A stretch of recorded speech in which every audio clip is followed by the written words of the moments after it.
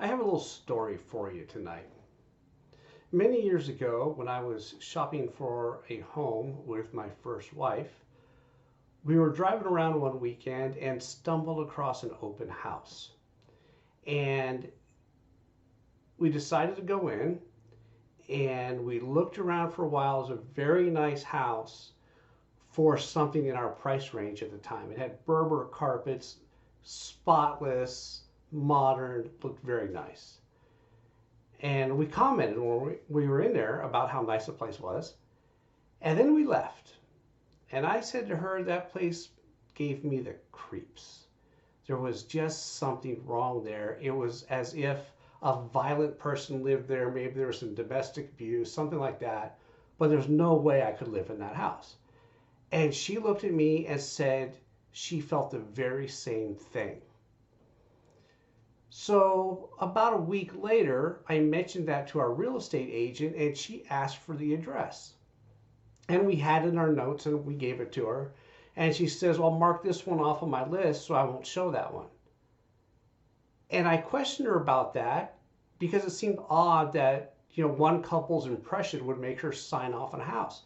And she said she'd been doing this for so many years. As soon as she hears that, she knows better than to sell the place or to even show the place because nobody's going to buy it. It's not worth her time.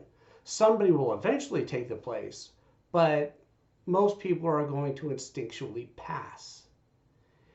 And I mention this because if you were to ask most people if they believe in psychic stuff, or getting impressions and taking a whole lot of meaning from them, they'd tell you no, they don't do that.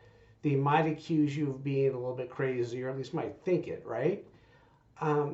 But this woman's decades-long experience in real estate has told her that when one person feels it, many other people feel it. So the next time you get an impression like that, do not ask yourself if you're crazy. Do not brush it off. Go with it. Chances are you're right. So no, you're not crazy. Yes, you can feel things. Trust what you're feeling and walk away from places like that. Walk away from people like that.